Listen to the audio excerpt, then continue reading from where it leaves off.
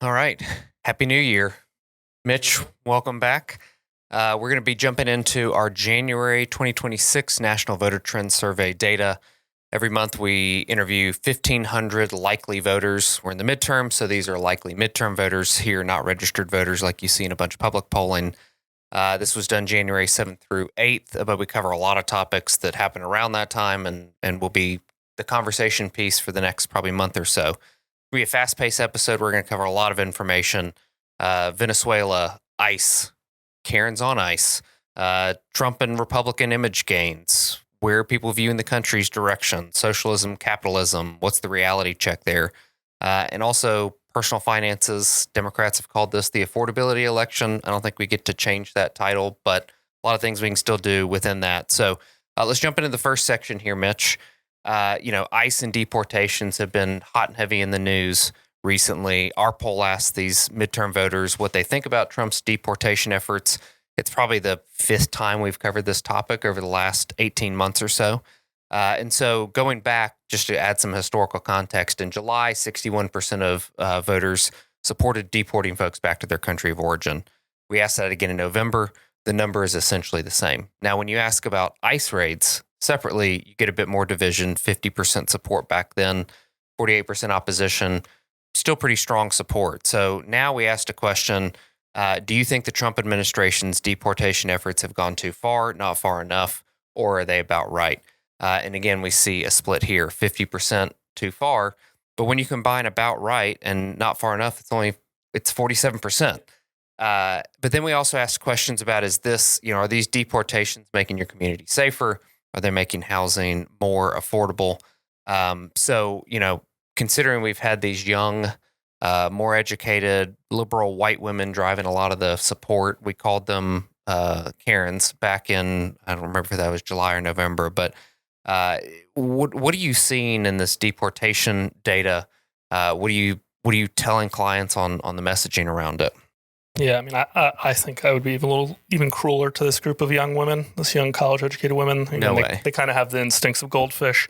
They don't understand how to be safe. Again, half of this group believes that this is making their community less safe.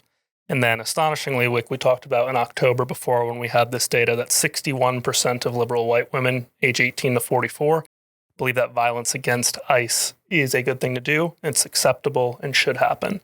But the number nationally on that was what? 20-something% agreed with that statement overall. That's a huge difference between those two. Yeah, and again, I think, again, obviously, even on for men, that's all driven by younger men largely.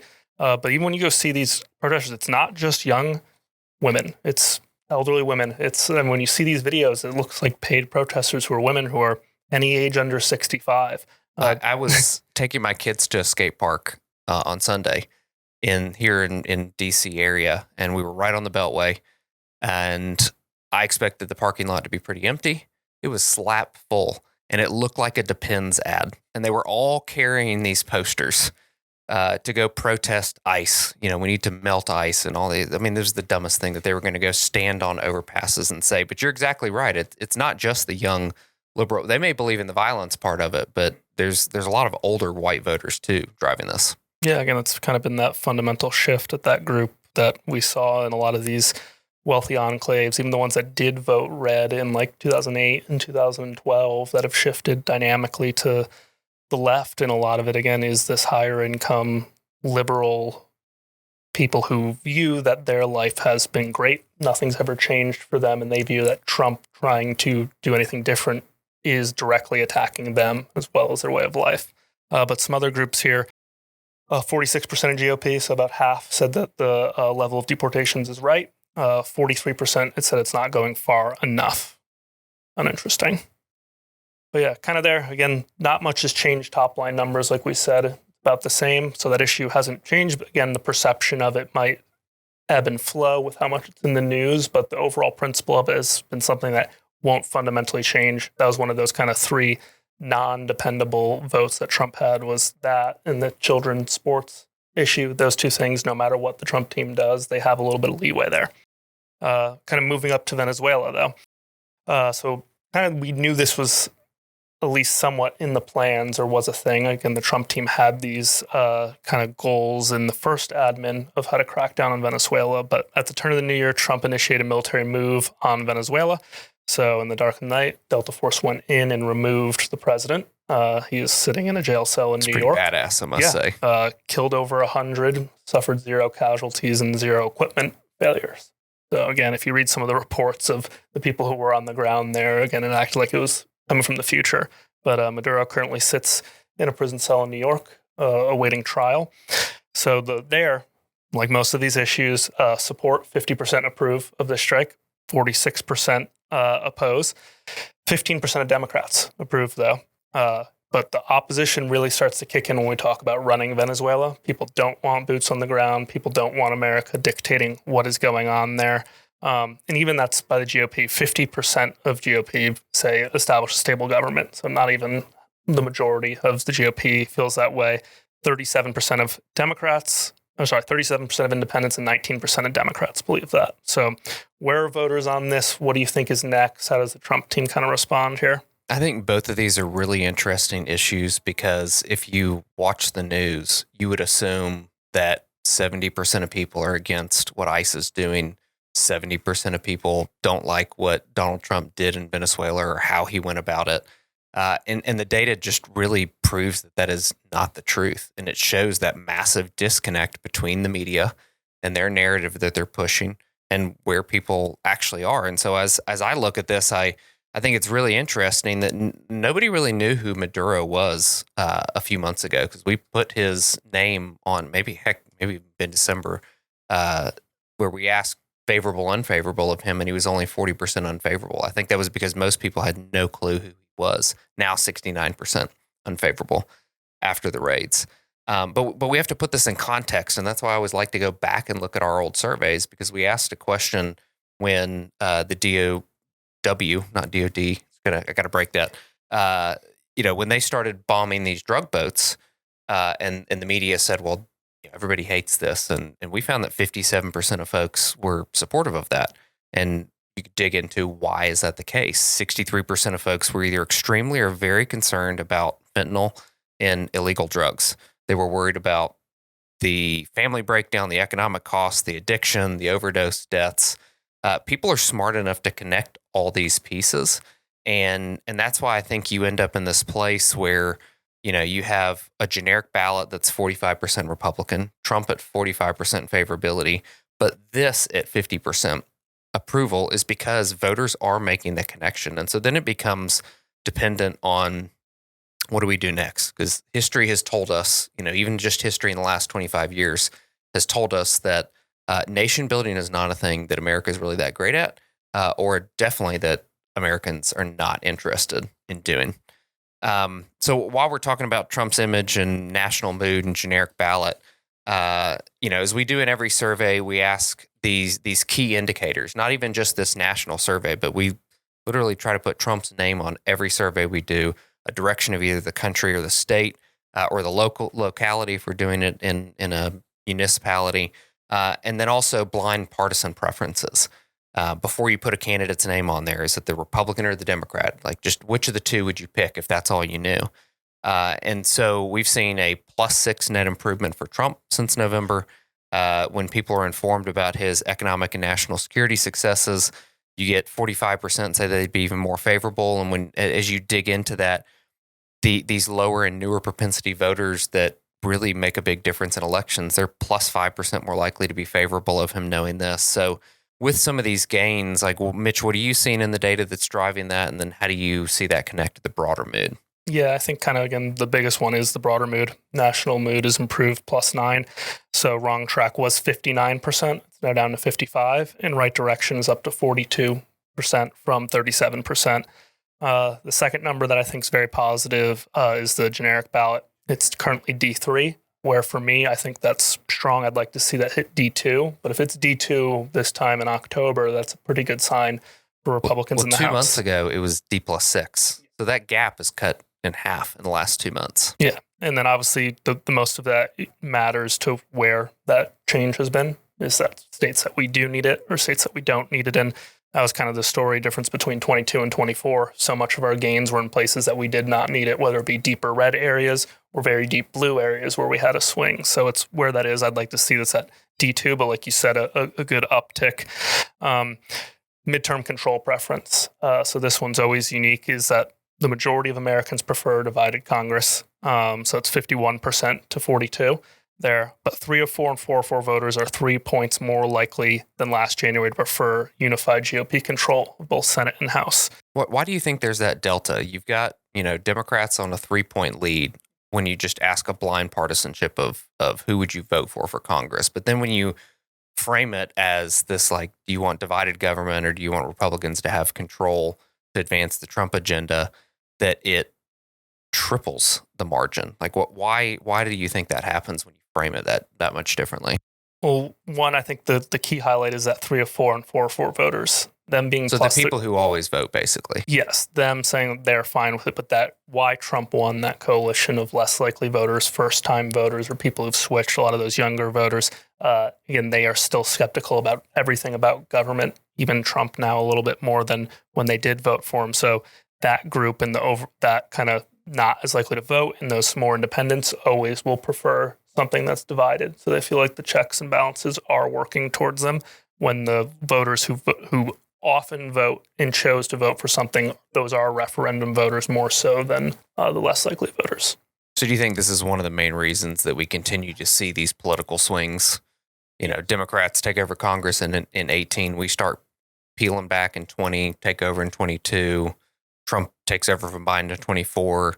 Like, it feels like the pendulum swings faster now between cycles. Is that one of the key pieces? Yes, and I think that's going to be a large ticket issue too, is I don't think the time is ever going to come back where it's an easy person gets a second term. I think that might have been the last time we saw that was with Obama, just with the rise of social media, people's sentiment towards things, prices, everything in America. I think that that's going to lead to, one, and on the top of ticket, changing every 4 years, and then two, this cyclical nature of the House control. So you think it's a patience to see change thing, or? Yes. Okay. I mean, just like everything, people have gotten things at the tip of their fingers. They want change. They expect it. Like, they expect change in a year. That's why the Trump team's in a hard position on affordability, is things that were supposed to take a couple of years. You have to explain that to people. People don't want that anymore. People expect things quicker.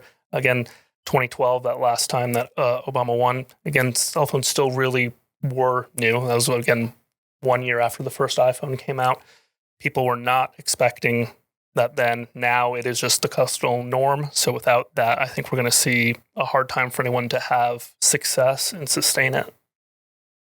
Well, I wrote an article. I've actually written a couple in the last few weeks about empathy on this issue, and that if you can't solve the problem in 2 months, which these are systemic issues, they've been caused over the last decades. Like, you're not going to solve them in even a year or two, to your point, that you at least got to tell people, like, I get it. I get that it sucks. I get that it's hard. Like, I went to the grocery store too, and a bag of Lay's is freaking $7 now. I remember when it was $2.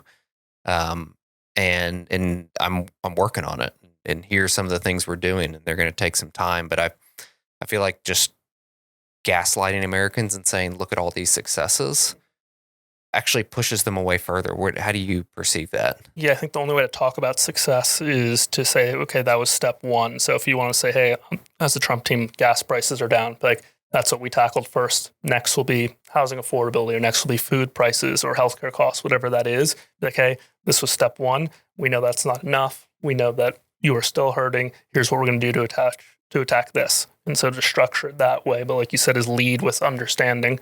And without that, you're kind of out of luck. Kind of, I guess this goes into the next thing, is how people view their pocketbook kind of dictates how they feel overall about systems of government, society, how it's structured. So we test a lot of stuff here, obviously post New York City mayoral election, about capitalism and socialism. So capitalism, as it stands today, 54% favorable to 30% unfavorable. Kind of seems crazy saying that in America, capitalism has 54% favorability. 52% of independents view it favorably. Only 40% of low propensity voters view it favorably. That does not surprise me at all. Socialism, 30% favorable to 54% unfavorable. Again, that's still a very high number to have 30% being favorable of socialism, but it's stayed relatively flat since July. 54% of independents are unfavorable of socialism. So after what we saw in New York with Mamdani, again, we've seen this on the rise in the past 10 years, like when Trump was coming to fruition, so was Bernie Sanders. AOC is the new rendition of that. How do you view all of this? Well, I think we're upgrading in terms of socialist candidates. They're getting less old and less unattractive. But in reality, I'm intrigued by this like Trump 24, Mamdani 25 voter.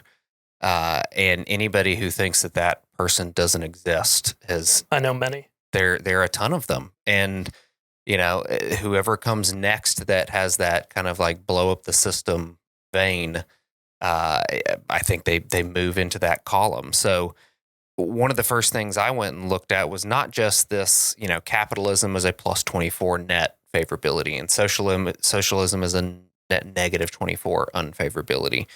I wanted to look at who are people favorable of both, because if there's a capitalism, or if there's a Trump Mamdani voter, that means there's a capitalism socialism favorable too. But got to be a weird bunch, but like they exist if you hold both of those ideologies in favorability. And as I looked up who these people were, they were more moderate to liberal, so not necessarily Republican type folks, but it wasn't super liberal individuals. It was more like weighted into the moderate, somewhat liberal category. They were more college educated, decently more college educated than the electorate as a whole, and interestingly, overly concentrated in the Northeast. The Northeast is one of the, like if you look at the census geographies, it's one of the smaller from a percentage of U.S. population. And it was like double exposed within this capitalism and socialism favorable group. So then I went and looked at, okay, where are these people on the generic ballot? And they're 78% Democratic on the generic ballot. And if you're a capitalism favorable, it's only like 60-30 on the Republican.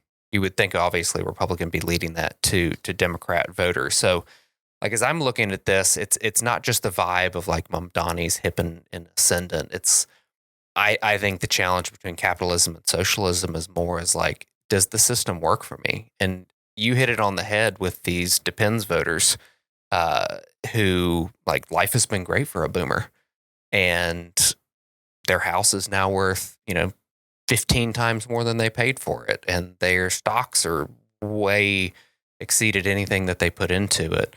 But then you look at people my age, but even more so your age, and then go an age bracket below that. And it's like, you start to see where, I don't know if I like socialism, but this capitalism thing has not been delivering for me at all. And so, I'd love your thoughts on, because I know you and I have had a lot of conversations about this frustration piece. Like, where do you see it playing out in these institutions of capitalism as an institution?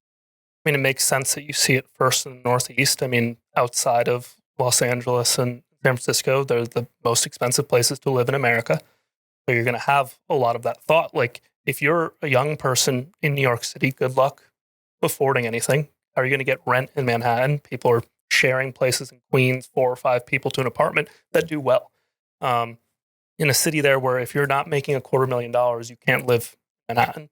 Again, so it takes out a lot of this, hey, I thought I was doing the right thing. I'm saddled by debt because we've allowed schools, institutions to lend this way. Even Trump's most recent credit card thing. All of these are also populist appeal. So it's a lot of these kids who, it's not so much that they, hey, we like socialism, we want bread lines. That's not really this new age form of socialism. It's again, this, like you said, attacking the system socialism. Hey, I'm getting charged 30 or 29.99% interest, right? Tell me that's not a crime. Tell me that's not usury. That's what these young people are thinking. So that's even though they're a high credit risk. They're a high credit risk, but anyone is. That is what American Express's interest rate is. Doesn't matter who you are. If you have a card, that's what they're charging. Granted, it's not really a credit card, but still, what the thought is here is that all of these things, nothing's gone up more in price over the last 40 years than a college education. Rent prices, home prices at this time, both renting and home ownership are incredibly expensive. These kids are not really given much to say, hey, this is great, but they're told, oh, okay, well, the market's doing great. Kids don't have money invested in the market. So a lot of these things that are tenets of capitalism that work for everyone else don't work for these people. And that's why it's not so much these older liberal voters that we just talked about before. It's these younger, more moderates, again, who feel like nothing is working for them. So they're going to find any alternative to the current state if they're not doing well in the current state. Well, and what's fascinating to me is that all the areas you mentioned that have gone up way above the norm on inflation, let's throw healthcare cost in there too. Every one of them is where government has gotten involved and regulated or picked winners and losers or mandated certain things be included or not included. And I don't see anybody on our side of the aisle getting out there and having a conversation of, let's talk about why all these things suck for you. And it's because government got involved with them and made them all more expensive. And I really see that as an opportunity. It's not going to be a conversation we can have between now and the midterms, but it is a conversation that we have to have if we want to talk about what is the solution to solving this. And I wrote about this in my book, America's Emotional Divide, where folks are ready to blow up the institutions because they no longer don't just not serve them. They are opposition to their ability to have opportunity. And that's what I see playing out when I see this capitalism versus socialism conversation. So let's bump to the next section here of what issues are driving this voter concern, especially in the next few. We'll dive into the economic side. And so I'll just hit the highlights first here. Inflation and economy has been the top issue for a long time, but it's down to 20%. And that's a 5-point drop from December, though still first. Threats to democracy up a little bit to 17%. Healthcare now in third place at 15%. Government spending and waste at 14%. And then illegal immigration and border is actually at the fourth of all these issues, which during the campaign, it was the presidential campaign, that is, it was an incredibly strong second place issue. And as we look, I want to dive in on inflation specifically, because as we look at inflation, who came off of inflation between December and January, non-white voters dropped 10 points on this.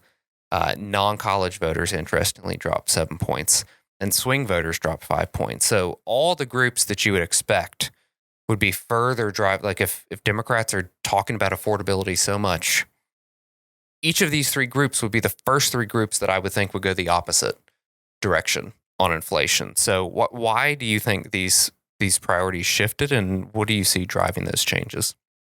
Yeah, I think some of it, again, some of the non-college voters, some of the non-white voters, I think on the left have moved to threats to democracy.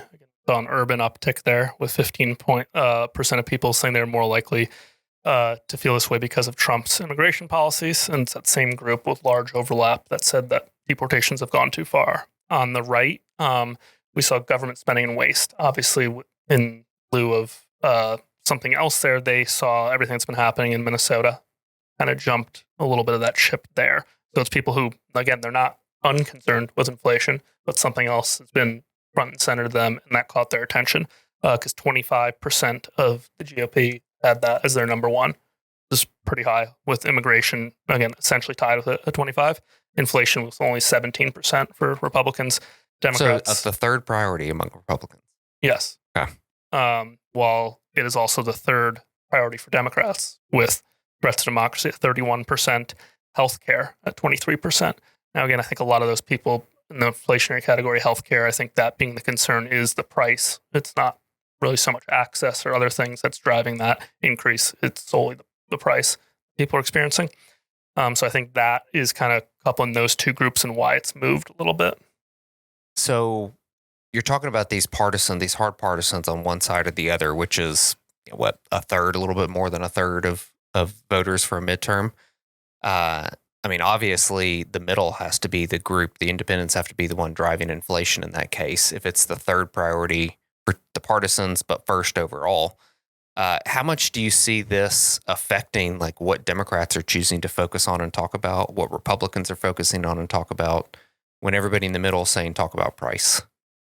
Yeah, it is the only thing I'm talking about. If I was giving advice to both sides there, it's, well, more so I actually think for the Trump team. If they clear off affordability concerns, they're in a great place. Because like we said, it doesn't matter what the media says, doesn't matter how people feel right in the moment, the immigration stuff they have, and that's one of the few things that they do have that mandate on. They can do whatever with. But when it comes down to this, it's going to be the same thing. People voted for Donald Trump because they felt like their life was more affordable in 2019 than 2024. Even a bunch of people who don't like the president, who aren't really culturally conservative, but they're like, hey, my life was easier. That's what I'm going to do. Those people, it's the Republicans have the double threat of one, those people souring, and two, those people just not caring enough to show up. So one, they have to at least not have the people sour.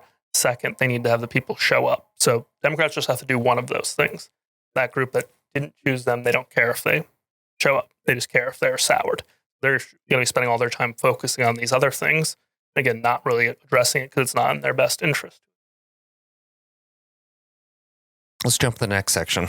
Yeah, so kind of, we talked about this again, like what people have in emergency funds is one of my favorite things to see, but across the board, people are concerned about their finances. So when we take a deeper look at that, again, not really a good sign here. And this goes back to if we saw capitalism at such a low favorability at 54%, 37% of people are not at all confident they could find a comparable job within 3 months. 30% so they're not at all confident they could handle a $1,000 unexpected expense. And only 26% said they were somewhat confident in emergency expense. Women, 37% were not at all confident on that $1,000 emergency fund, 22% of men.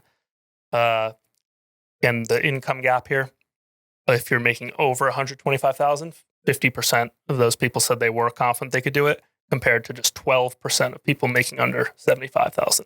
So even with some of these positive economic signs, the personal finances don't seem to be getting better. What do you think kind of makes that go, and what stands out to you from that?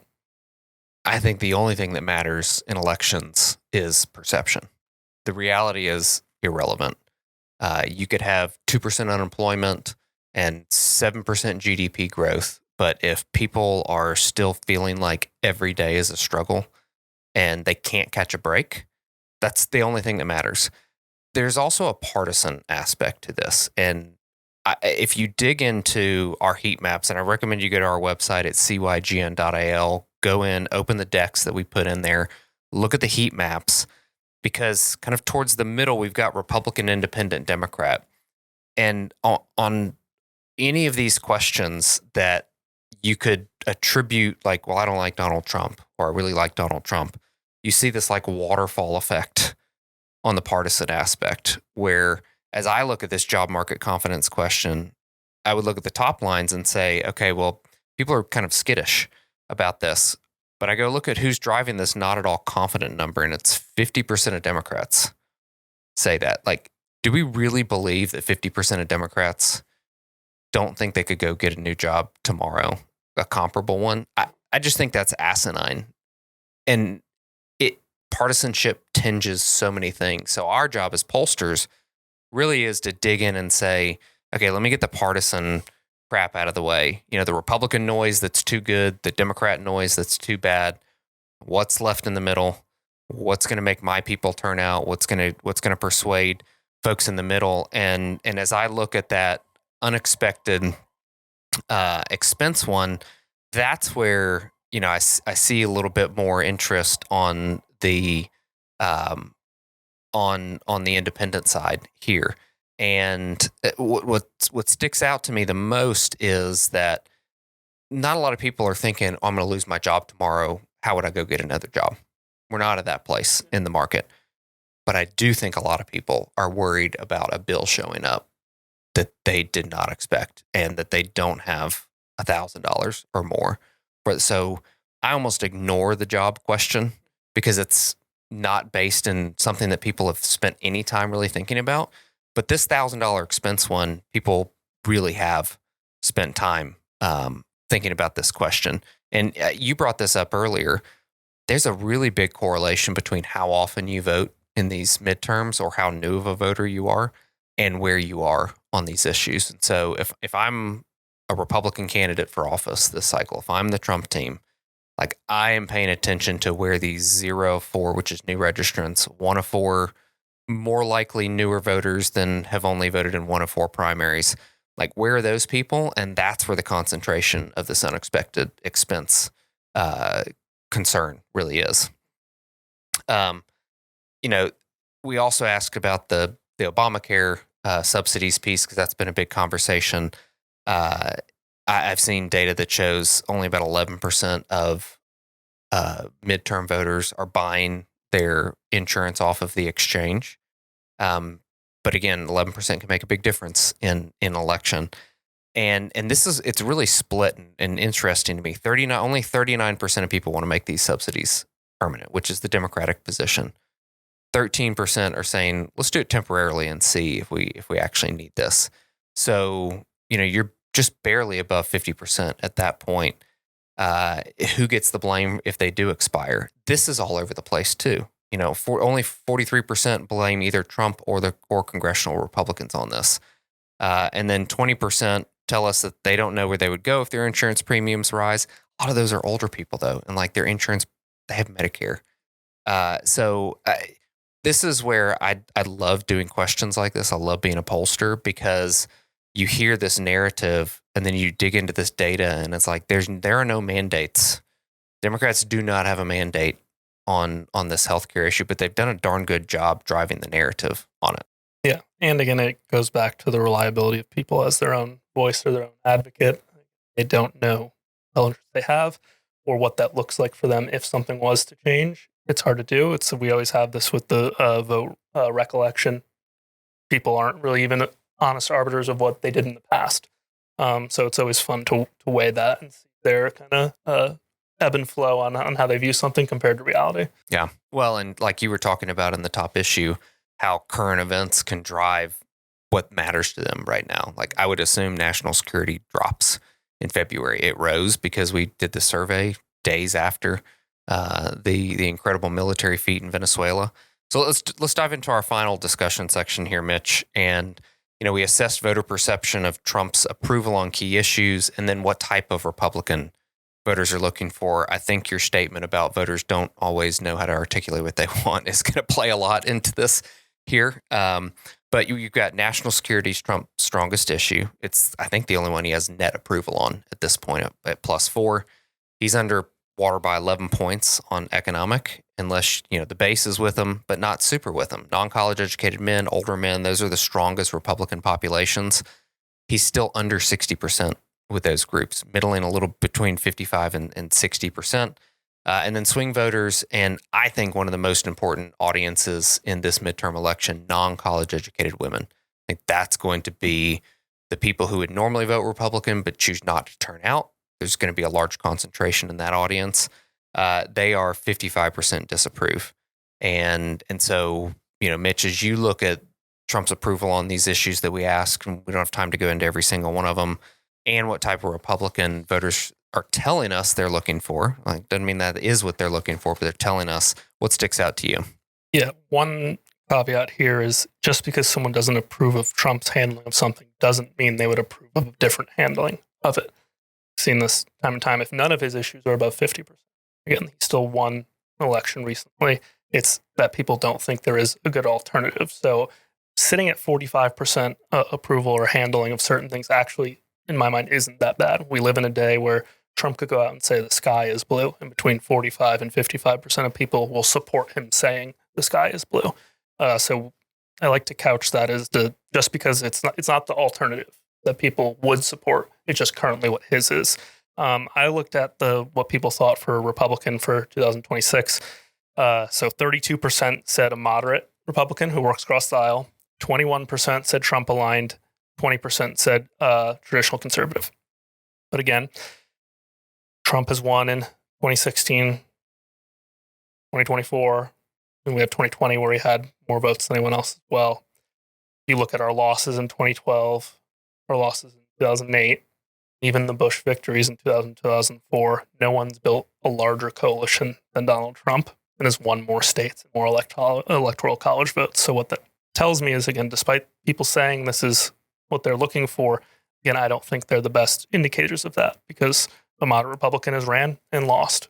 We've seen this over and over again. That's why I think, again, this populism that Trump has is that bridge. It's all these other components. It has some moderate elements, some traditional conservative elements, but then the populist tinge that takes even these people that we talked about who are leaning a little bit in the socialism category, whatever it might be, that I guess, economic populism that Trump talks about is that extra gap. So being any one of these three individual things will not get you over the finish line as a Republican. It's, again, finding a way to encompass as many of those voting blocks that Trump did as yourself. So it's about making yourself independent of Trump, but someone who can touch on a lot of things that he does.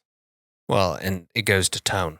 And if you can be a somewhat moderate Republican who is very aggressive on the key issues that particular district matters for. And that's what we can't dive into with this is like, my home district in Alabama would answer this very differently because the general election's irrelevant there. But, you go into some of these swing districts that Trump lost that we've got Republican congressmen and women sitting in.